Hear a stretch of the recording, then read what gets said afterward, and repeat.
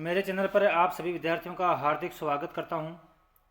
आज की इस क्लास में हम बीए तृतीय वर्ष राजनीति विज्ञान प्रथम प्रश्न पत्र पुस्तक का नाम है प्रमुख पाश्चात्य राजनीति विचारक। इसके अंतर्गत आज का हमारा टॉपिक है बेंथम। तो बेंथम अध्याय से संबंधित लघुतरात्मक प्रश्न जो परीक्षा की दृष्टि से बहुत ही इम्पोर्टेंट है, उन प्रश्नों का आज की इस क्लास में हम अध्ययन करेंगे। तो शुरू करते हैं। पहला प्रश्न है, बेंथम के उपयोगितावाद के आधारभूत सिद्धांत क्या हैं? बेंथम के उपयोगितावाद के प्रमुख सिद्धांतों का जो विश्लेषण है वो हम निम्न प्रकार से कर सकते हैं। मानव के सभी कार्यों की अच्छाई बुराई की जो कसौटी है वो सुख की है। बेंथम यह कहता है कि मानव के जो सभी अच्छाई और बुराई है उनकी जो कसौटी है वो क्या है, वो सुख की, यानी सुख के आधार पर ही मनुष्य की जो अच्छाई और बुराई है उसको मापा जा सकता है। दूसरा प्रमुख सिद्धांत है, राज्य एक कल्याणकारी संस्था है और राज्य के अस्तित्व की उपयोगिता आवश्यकता को अधिक से अधिक व्यक्तियों की प्रसन्नता के आधार पर ही न्याय संगत समझा जा सकता है। बेंथम यह कहता है कि राज्य एक कल्याणकारी संस्था है और लोगों के कल्याण के लिए, हित के लिए ही इसका निर्माण हुआ है। तो राज्य का जो अस्तित्व है इसकी उपयोगिता किस आधार पर है कि यह अधिक से अधिक व्यक्तियों को कैसे प्रसन्न रह सकता है। यदि प्रसन्न रह सकता है तभी इसको हम न्याय संगत समझ सकते हैं। तो राज्य एक कल्याणकारी संस्था है। पहली बात उन्होंने कहा कि अच्छाई बुराई की जो कसौटी है वो सुख है, और दूसरा है उन्होंने कहा कि राज्य एक कल्याणकारी संस्था है। राज्य को हम न्याय संगत कब कह सकते हैं, जब वो अधिक से अधिक लोगों को सुखी रख सके। अगला सिद्धांत है, राज्य समाज से एक भिन्न संस्था है। समाज का क्षेत्र राज्य की अपेक्षा कहीं अधिक व्यापक है, यानी समाज को हम बड़ा मान सकते हैं, राज्य है वो समाज की अपेक्षा में छोटा है। राज्य के अस्तित्व का एकमात्र औचित्य मानव हित के लिए उसकी उपयोगिता है। राज्य का अस्तित्व का एकमात्र जो औचित्य है वो किस कारण से है, वो है मानव हित के लिए, कि जनता के हित के लिए राज्य का निर्माण हुआ है। यह 19वीं सदी का नितांत एक यथार्थवादी आंदोलन है, यानी राज्य की जो उपयोगिता है, उसकी आवश्यकता है, उसको लेकर के ही इसका निर्माण हुआ है। उपयोगितावाद एक प्रगतिशील विचारधारा है। तो उपयोगितावाद है वो एक प्रगतिशील विचारधारा है। उदारवादी होने के कारण यह प्रजातंत्र में दृढ़ विश्वास रखता है। उपयोगितावाद अपना समस्त ध्यान है वो व्यवहारिक शासन व्यवस्था और शासन के कर्तव्यों पर ही केंद्रित करता है। तो ये हमारा पहला प्रश्न था, बेंथम के उपयोगितावाद के प्रमुख सिद्धांत कौन कौन से हैं। दूसरा प्रश्न है, बेंथम के उपयोगितावाद का राजनीतिक दर्शन में महत्व स्पष्ट कीजिए। तो बेंथम के उपयोगितावाद की धारणा की कटु आलोचना की गई है, किंतु उसके दर्शन के महत्व को हम पूर्णतः नकार नहीं सकता। हालांकि हर चीज़ की राजनीति के अंतर्गत आलोचना भी होती है, और बेंथम का जो उपयोगितावाद है उसकी भी कटु आलोचना हुई है, लेकिन ये नहीं है कि उसके दर्शन का कोई महत्व नहीं है, यानी उसका बहुत बड़ा महत्व है। तो उसके दर्शन का जो महत्व है वो हम निम्न प्रकार से व्यक्त कर सकते हैं। पहला है व्यवहारिकता प्रदान करना।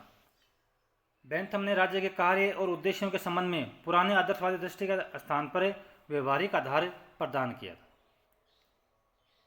यानी उन्होंने राज्य को एक व्यवहारिक आधार प्रदान किया। उन्होंने यह स्पष्ट किया कि राज्य की जो आवश्यकता है, उपयोगिता है, वो व्यक्ति के लिए बहुत ही अनिवार्य है, यानी राज्य की व्यक्ति की आवश्यकता को ध्यान में रख करके ही राज्य का निर्माण किया गया है। दूसरा है, सरकार तथा उसके औचित्य की कसौटी का निर्धारण करना, और उसके सिद्धांत ने प्रथम बार सरकार तथा उसके औचित्य की कसौटी की निर्धारित की। इसके अनुसार सरकार का औचित्य इस बात पर निर्भर करता है कि वह प्रजा को कितना निष्पक्ष और स्पष्ट होकर पहुंचा रही है। तो ये बात भी बेंथम ने बहुत अच्छी बात कही कि एक राज्य यो सरकार की औचित्य इस बात पर निर्भर करता है कि वह प्रजा को कितना अधिक निष्पक्ष और स्पष्ट होकर पहुंचा रही है। दंड में सुधार। बेंथम के उपयोगितावाद सिद्धांत में दंड विधानों जो सुधार किए गए वो भी वर्तमान प्रशासन में बहुत ही महत्वपूर्ण है, और अब भी उनके द्वारा दिए गए जो सुझाव हैं उनकी वर्तमान जो सरकारें हैं वो उसके अपने कानून में उनका बहुत बड़ा स्थान है। अगला है कल्याणकारी राज्य की व्याख्या। उसने कल्याणकारी राज्य की व्याख्या की और बताया कि सरकार का अच्छा या बुरा होना उसके स्वरूप पर निर्भर करता है, निर्भर नहीं करता बल्कि इस बात निर्भर करता है कि वह जनता के लिए कितना उपयोगी है। यानी राज्य एक कल्याणकारी संस्था, उन्होंने राज्य की व्याख्या इस आधार पर की कि सरकार का अच्छा बुरा होना इस बात पर निर्भर करता है कि उसने वह जनता के लिए कितना उपयोगी है। अगला है बेंथम एक महान सुधारक था, व्याख्या कीजिए। तो बेंथम एक महान सुधारक था, व्याख्या कीजिए। दूसरे शब्दों में बेंथम के कानून संबंधी सुधारों का वर्णन कीजिए। तो बेंथम ने अपने तत्कालीन सामाजिक जीवन के लगभग प्रत्येक क्षेत्र में सुधारों पर बल दिया। उनके प्रमुख सुधार योजनाएं निम्नलिखित हैं। पहला, शासन संबंधी सुधार योजनाएं। बेंथम इंग्लैंड की शासन प्रणाली से असंतुष्ट था। इस संबंध में उसने प्रमुख सुझाव वो निम्न प्रकार से थे। उन्होंने राजतंत्र के स्थान पर लोकतंत्र गणतंत्र की स्थापना की। संसद को उन्होंने एक सदनीय बनाया। संसद के वार्षिक चुनाव होने चाहिए, ये उन्होंने कहा। सभी साक्षर जो पुरुष हैं उनको नागरिकों को उन सभी साक्षर वयस्क पुरुषों को मताधिकार का अधिकार प्रदान होना चाहिए। मतदान हेतु गुप्त मतदान प्रणाली अपनाई जानी चाहिए। स्थानीय शासन की संस्थाओं में पर्याप्त से सुधार किए जाएं। दूसरे उनके सुधार थे कानून संबंधी सुधार। इसके अंतर्गत उन्होंने कानून के संबंध में निम्नलिखित सुझाव दिए। उन्होंने कानून का निर्माण सार्वजनिक हित में किया जाना चाहिए। बेंथम ने कानून के संहिताकरण पर बल दिया। उसने उपलब्ध कानूनों को 4 भागों में विभाजित किया: संवैधानिक कानून, नागरिक कानून, फौजदारी कानून और अंतर्राष्ट्रीय कानून। तो बेंथम ने कानून की 4 श्रेणियां बताई थी: संवैधानिक, नागरिक, फौजदारी और अंतर्राष्ट्रीय कानून। कानून जनता की आशाओं तथा मान्यता तथा उपयोगिता का गुणों वाला होना चाहिए।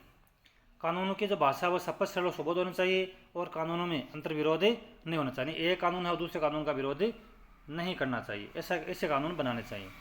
कानूनों का सामान्यतः पालन किया जाना चाहिए और कानून का जो उल्लंघन करते हैं उनको दंडनीय अपराध घोषित करना चाहिए। अगला है न्याय प्रणाली में सुधार। न्यायाधीशों की नियुक्ति उनकी योग्यता, निष्ठा और चरित्र के आधार पर की जानी चाहिए। न्याय वो सस्ता होना चाहिए, बिना विलंब के प्राप्त होना चाहिए। न्यायाधीशों की निरंकुशता से बचने के लिए जूरी प्रणाली है वो लागू की जानी चाहिए। तो जूरी प्रणाली का बेंथम ने समर्थन किया था कि न्यायाधीशों की निरंकुशता से बचने के लिए जूरी प्रणाली है वो लागू होनी चाहिए। फिर दंड व्यवस्था में सुधार के लिए बेंथम के सुझाव थे वो इस प्रकार से थे: दंड सदैव अपराध के अनुपात में दिया जाना चाहिए। दंड निष्पक्ष होना चाहिए। दंड में निश्चितता होनी चाहिए। दंड सार्वजनिक कल्याण की दृष्टि से दिया जाना चाहिए। दंड जन भावना के विरोधी नहीं होना चाहिए। जेल व्यवस्था में सुधार संबंधी उनके सुझाव निम्न प्रकार से थे: कैदियों के क्रियाकलाप और रुचियों का सावधानीपूर्वक निरीक्षण किया जाना चाहिए। कैदियों के प्रति मानवीय आधारों पर व्यवहार होना चाहिए। कैदियों को शिक्षित किया जाना चाहिए। तो ये थे उनके जेल व्यवस्था में सुधार संबंधी सुझाव। तो आज की क्लास में बस इतना ही।